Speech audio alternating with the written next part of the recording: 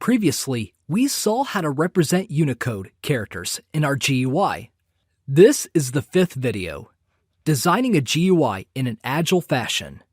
Here, we will first improve readability of our code by grouping related import statements. We'll next break out the callback methods into their own class and module in order to further reduce the complexity of our code.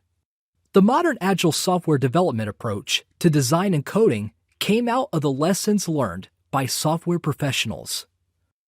This method applies to a GUI as much as to any other code. One of the main keys of agile software development is the continuously applied process of refactoring. One practical example of how refactoring our code can help us in our software development work is by first implementing some simple functionality using functions.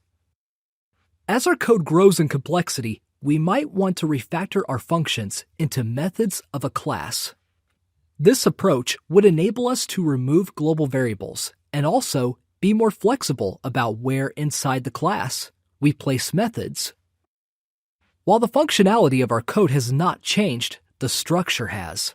In this process, we code, test, refactor, and then test again.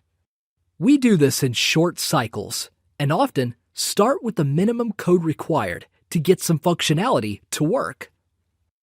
Test-driven software development is one particular style of the agile development methodology. While our GUI is working nicely, our main GUI.py code has been ever increasing in complexity, and it has started to get a little bit harder to maintain an overview of our code. This means we need to refactor the GUI we created in previous sections. We will use the English version of the GUI. How to do it? We have already broken out all names our GUI displays when we internationalized it in the previous video. That was an excellent start to refactoring our code. Refactoring is the process of improving the structure, readability, and maintainability of the existing code. We are not adding new functionality. In the previous sections and videos, we have been extending our GUI in a top-to-bottom waterfall development approach, adding import to the top and code towards the bottom of the existing code.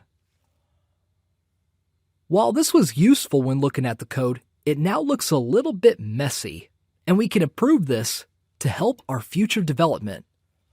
Let us first clean up our import statement section, which currently looks like this. By simply grouping related imports, we can reduce the number of lines of code. This improves the readability of our imports, making them appear less overwhelming.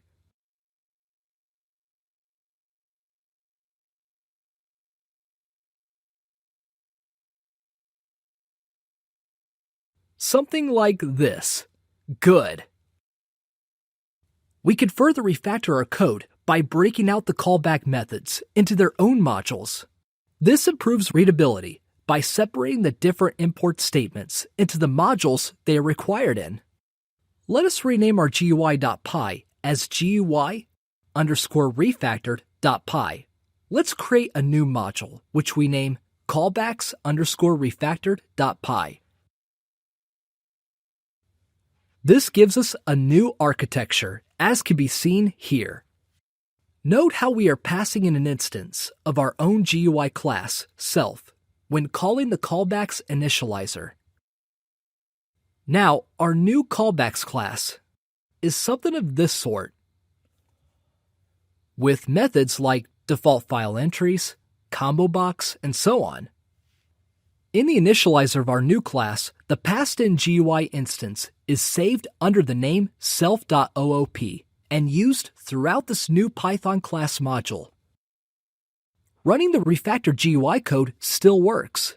We have only increased readability and reduced the complexity of our code in preparation for further development work. In this video, we went one step further in refactoring by passing our own instance into the callback methods class our GUI relies upon.